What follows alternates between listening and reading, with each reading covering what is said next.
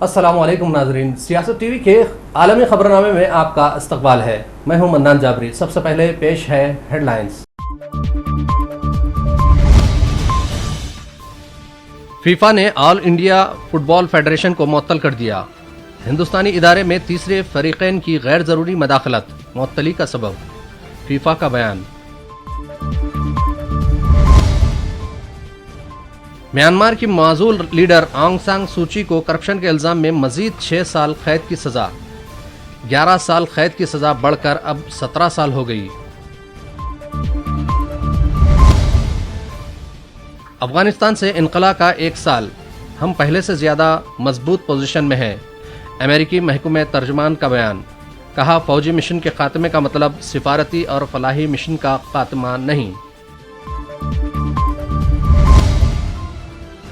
پاکستان کے صوبے پنجاب میں بس اور آئل ٹینکر کے درمیان تصادم، 20 افراد ہلاک، 22 افراد شدید جھلس گئے۔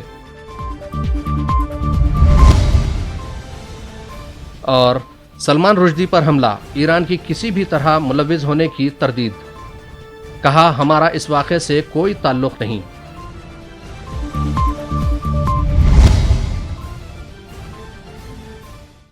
اب بڑھتے ہیں خبروں کی تفصیل کی جانب۔ فٹ بال کی عالمی تنظیم فیفا نے all India football federation کو فوری طور پر معطل کرنے کا فیصلہ کیا ہے۔ فیفا نے یہ قدم ہندوستانی ادارے میں تیسرے فریقین کی غیر ضروری مداخلت کی وجہ سے اٹھایا ہے۔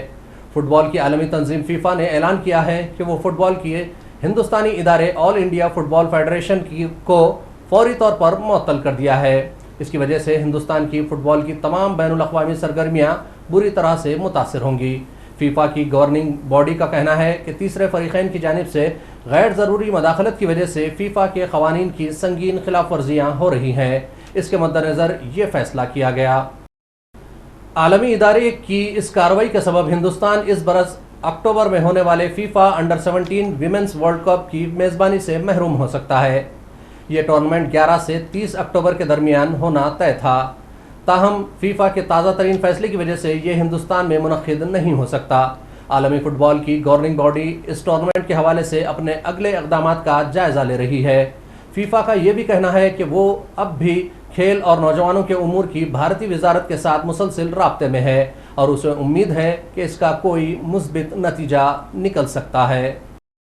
میانمار کی فوجی عدالت نے ملک کی معزول رہنما آنگ سان سوچی کو کرپشن کے الزام میں 6 سال قید کی سزا سنا دی، جس سے ان کی ابتدائی 11 سال قید کی سزا بڑھ کر اب 17 سال ہو گئی۔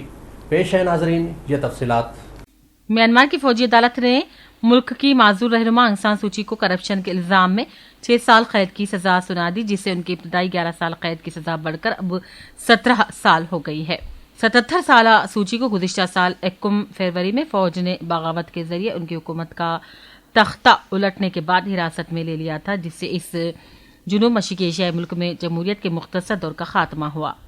اس کے بعد اسے وہ آفیشیل سیکریٹ ایکٹ کی خلاف ورزی، بدعنوانی اور انتخابی دھوکہ دہی سمیت متعدد مقدمات میں انہیں مجرم ثابت ہونے پر 11 سال قید کی سزا سنائی گئی تھی۔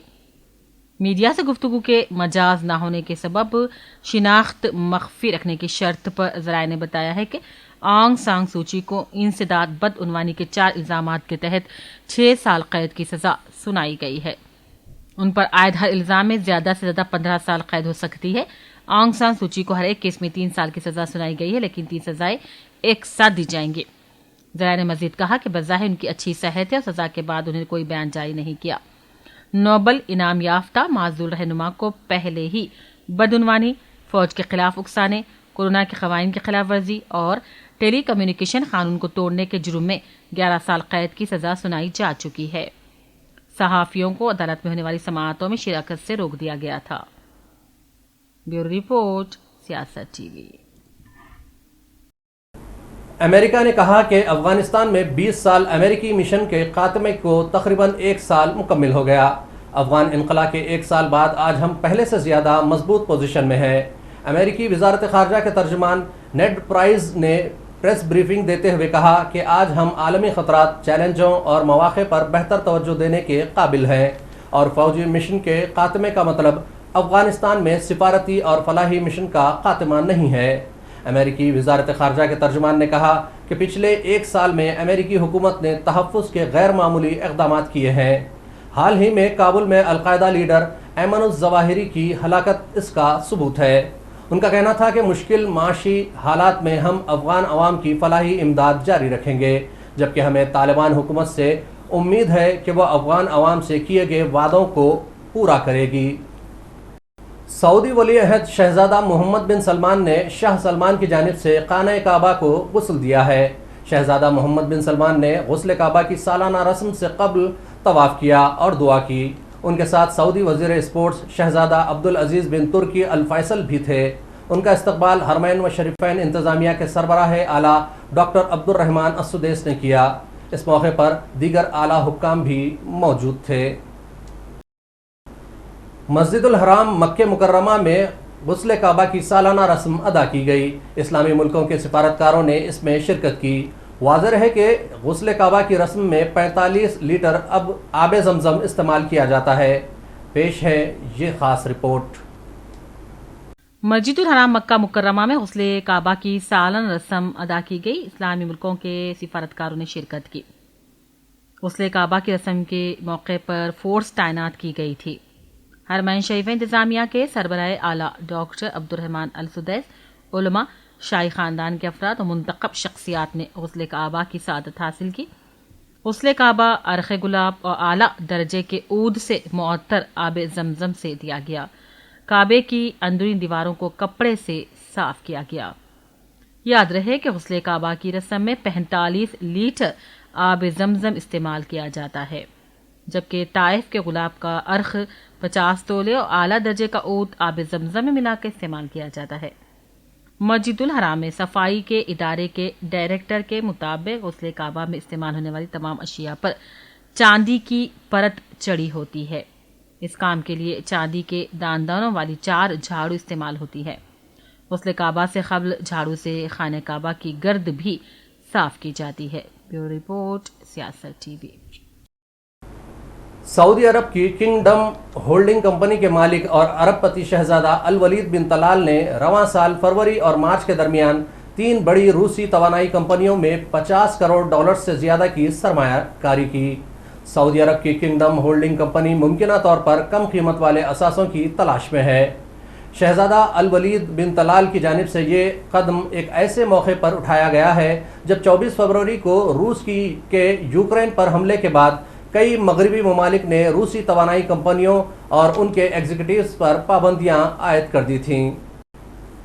روس کے صدر ولادیمیر پوٹن نے کہا کہ ہم جدید ترین ہتھیار اپنے اتحادی ممالک کو فروخت کرنے اور فوجی ٹیکنالوجی کی تیاری میں تعاون کرنے کے لیے تیار ہیں۔ انہوں نے کہا کہ روس کے نئے ہتھیار دیگر ممالک کے مقابلے زیادہ بہتر ہے۔ ماسکو میں اسلحہ کی نمائش کے موقع پر روسی صدر نے کہا کہ ہمارے ہتھیار حریف ممالک کے ہتھیاروں سے بہت زیادہ بہتر ہے۔ انہوں نے کہا کہ روس کے لاطینی امریکہ، ایشیا اور افریقہ سے تعلقات مضبوط ہیں اور ہم اپنے شراکت داروں اور اتحادیوں کو جدید ترین ہتھیاروں کی پیشکش کرنے کے لیے تیار ہے۔ روسی صدر پوٹن نے کہا کہ ہم جدید ترین ہتھیاروں اور روبوٹکس کی بات کر رہے ہیں جن میں سے بیشتر دیگر ممالک کی ٹیکنالوجی سے کئی برس آگے ہیں۔ چین کے ساحل سے صرف 2 میل کے فاصلے پر واقع تائیوان کے جزیرے مقبول سیاحتی مقام بن چکے ہیں۔ بیجنگ کے رواں ماہ کی بڑی فوجی مشقیں بھی چینی سیاحوں کو اپنی ہمسایہ ملک کے قریب جانے سے روکنے میں ناکام رہی ہیں۔ امریکی ایوان نمائندگان کی اسپیکر نینسی پیلوسی کے دورے کے بعد امریکہ اور چین کے تعلقات میں سخت تناؤ پیدا ہو گیا تھا۔ نینسی پیلوسی کے دورے کے بعد بھی چین نے فوجی مشقیں شروع کر دی تھیں اور تائیوان کے آس پاس کے پانیوں میں متعدد میزائل داغے اور ساتھ ہی جزیرے کی ناکہ بندی کرنے کے لیے لڑاکا طیارے اور جنگی جہاز بھیجے ہیں۔ اس ساری صورتحال کے باوجود کن مین جزیرے میں سیاحت جاری ہے۔ پاکستان کے صوبے پنجاب میں بس اور آئل ٹینکر کے درمیان تصادم کے نتیجے میں 20 افراد ہلاک ہو گئے جبکہ کچھ لوگ شدید جھلس گئے جنہیں دواخانے میں داخل کرایا گیا۔ اطلاعات کے مطابق پاکستان کے صوبے پنجاب کے شہر لاہور سے تقریباً 350 کلومیٹر دور ملتان کی مرکزی سڑک پر ایک مسافر بس اور آئل ٹینکر میں براہ راست تصادم ہو گیا۔ تصادم اتنا شدید تھا کہ دونوں گاڑیوں میں آگ لگ گئی۔ بتایا گیا کہ دونوں گاڑیاں تیز رفتاری سے جا رہی تھیں۔ حادثے کے بعد مین روڈ پر ٹریفک کئی گھنٹوں تک درہم برہم رہی۔ ایرانی حکومت نے ان مبینہ دعووں کی تردید کی ہے کہ برطانوی مصنف سلمان رشدی پر حالیہ حملے میں تہران کسی بھی طرح ملوث تھا۔ بھارتی نژاد برطانوی مصنف سلمان رشدی پر جمعے کے روز امریکہ میں حملہ کیا گیا تھا، وہ اب روب صحت ہیں۔ ایرانی وزارت خارجہ کے ترجمان نے سلمان رشدی پر مسلح حملے کے سلسلے میں مزید کہا کہ ایران کے پاس بھی اس بارے میں بس اتنی ہی معلومات ہے جتنی کہ اس واقعے کے بعد امریکی ذرائع ابلاغ کے ذریعے دنیا کے سامنے آئی ہے۔ سلمان رشدی پر امریکی ریاست نیو یارک کے مغربی حصے میں ایک تقریب کے دوران چاقو سے حملہ کرنے والا شخص 24 سالہ ہادی مطار ہے، جسے موقع پر ہی گرفتار کر لیا گیا تھا۔ یہ ملزم امریکی ریاست نیو جرسی کا رہائشی بتایا گیا ہے اور اس کے والدین لبنانی نژاد ہیں۔ اور آخر میں پھر ایک مرتبہ نظر ڈالتے ہیں ہیڈ لائنز پر۔ فیفا نے all India football federation کو معطل کر دیا۔ ہندوستانی ادارے میں تیسرے فریقین کی غیر ضروری مداخلت معطلی کا سبب، فیفا کا بیان۔ میانمار کی معزول لیڈر آنگ سان سوچی کو کرپشن کے الزام میں مزید 6 سال قید کی سزا، 11 سال قید کی سزا بڑھ کر اب 17 سال ہو گئی۔ افغانستان سے انخلا کا 1 سال، ہم پہلے سے زیادہ مضبوط پوزیشن میں ہیں، امریکی محکمہ ترجمان کا بیان۔ کہا فوجی مشن کے خاتمے کا مطلب سفارتی اور فلاحی مشن کا خاتمہ نہیں۔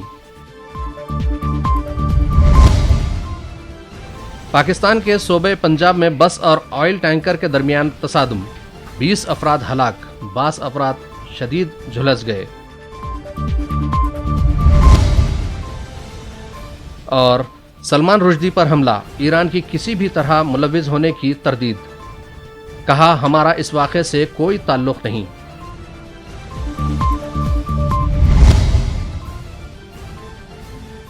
خبر نامے کا سلسلہ یہیں اختتام کو پہنچتا ہے۔ منان جابری کو سیاست ٹی وی کی پوری ٹیم کے ساتھ دیجیے اجازت اور دیکھتے رہیے سیاست ٹی وی۔ اللہ حافظ۔